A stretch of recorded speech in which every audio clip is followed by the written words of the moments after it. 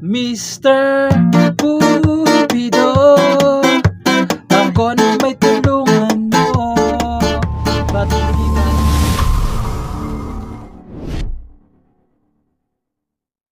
Hello mga ka-idol! So ngayon meron na naman akong ituturo sa inyong napakagandang kanta. So yung title nito ay yung Mr. Cupido. So itong kanta na to is gagawin nating reggae version. Okay, so para maiba naman, no? So gagawin natin siyang reggae. So dito pala mga ka-idol is sobrang dali lang ng reggae pattern na gagawin natin. Okay? Pero tuturuan ko rin kayo ng reggae na pwede nyong i-apply pa. Okay? So yung reggae pattern natin is ganito lang. Yung normal lang muna. Okay? So yung gagamitin natin is ganito lang. Bass, nakasama yung string. Okay? Yung tinuturo ko. Tapos, strum pababa. Tap sa string, strum down pababa. Okay? Kada chords, isang beses nyo lang gagawin. So, ganito siya. So, sasampulan ko para mas maintindihan nyo. So, ganito lang siya kada chords. Lilipat na kaagad. Okay? Lilipat na kaagad. So, yung pangalawang reggae na pwede nyong gawin is magdo-double bass lang kayo. Okay? Balik ganito siya, magdo-double bass. So, optional lang to. Ganon. Okay? Ulitin ko. Bass, down. Bass ulit. Tap sa string. Down ulit. Okay, ganun siya. Ganito siya pag may tunog na. Okay? So, ganun siya. So, optional lang naman yun kung gusto nyo lang yun, no? So, yung gagamitin natin is yung nandiyan, no? So, ngayon, proceed na tayo dito sa kanyang whole verse. So, yung whole verse niya rito is B flat. Okay? So, yung B flat na gagamitin natin is yung dito na. Okay lang naman kung dito, kung saan kayo mas komportable. Okay? So, kung dito tayo magtuturo ng B flat. So, yung B flat, sa 6 fret lang nakabar. 1, 2, 3, 4, 5, 6. 6 fret, babar nyo. Dito naman sa kanyang 7. Okay?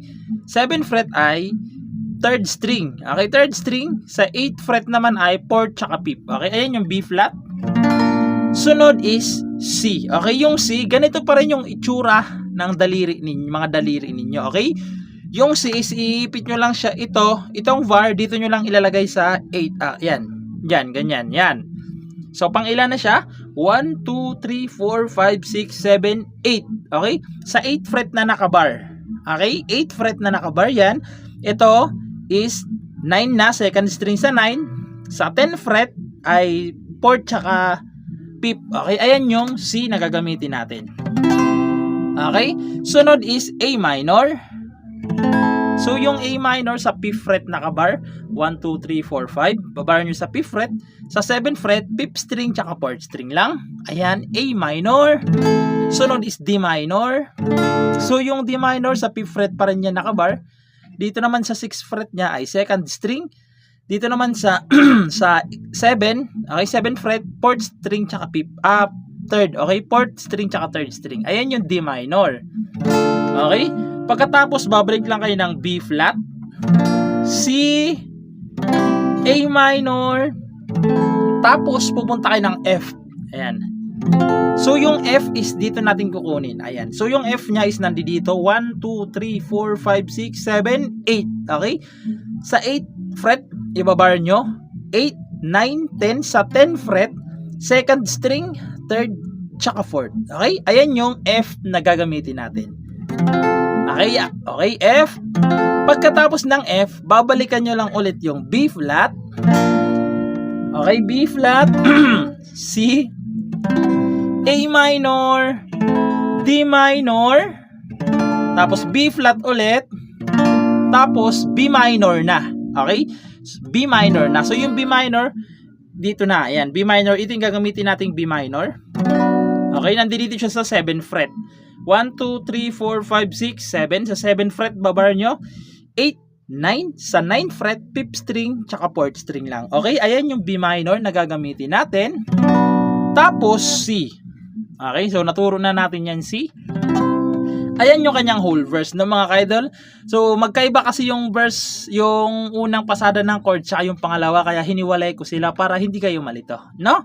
So, sasampulan ko, no, pero hindi masyado natin makakantahan to kasi hindi ko masyadong kabisado yung lyrics. So, ganito naman siya kapag kinantahan sa verse, okay? Ganito siya. Lagi kang naaalala Daigdig ang forma kapag siya'y nakikita, kita. Kinikilig akong talaga. Din sobrang gwapo, ngunit siya ang type ko. Bakit ba ganito ang nadarama ng puso ko? Tapos verse 2 ulit. Okay? So, papasok muna yung verse. Ang susunod na verse, papasok muna bago yung chorus. Mr. Cupido. Tsaka na papasok yung chorus na yan. Okay? So, ulitin ko lang, no? Pag natapos nyo yung mga chords na yan, magbe-verse muna kayo ulit. Okay? Bago kasi mag-chorus na yon. No? So, ngayon, doon na lang kagad tayo sa chorus, no? So, ngayon, proceed na tayo sa kanyang chorus. So, yung chorus niya rito, mga ka-idol, is B flat pa rin. So, hindi na natin iisa-isahin yung string kasi naisa-isa na natin kanina, no? Ayan, B flat, C, A minor, D minor, tapos B flat ulit, tapos C ulit, tapos dalawang F. Okay? Dalawang F. Dinalawa ko yung F para hindi kayo malito sa pag-reggae. Okay? Yung lahat ng chords ng chorus, dalawang beses nyong gagawin. Ulitin ko lang, no? Yung lahat ng chords ng chorus, 2 times nyong gagawin. Okay? So, sasampulan ko para mas maintindihan nyo kung paano siya tugtugin, na? So, ganun din. Pagpasensya nyo na, hindi ko masyadong kabisado yung lyrics. So, ganito naman siya kapag kinantahan. So, ganito siya. Mr. Cupido, ako na may tulungan mo. Ba't hindi panain ang kanyang damdamin at nang ako ay mapansin? Sa pa, Cupido, sa kanyang dead ako.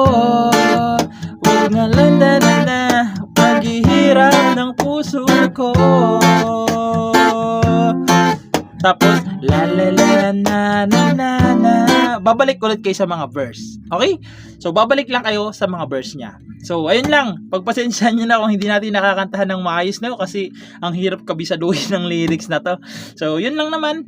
Sana naintindihan nyo at nagustuhan nyo at good luck sa bago nyong matututunan.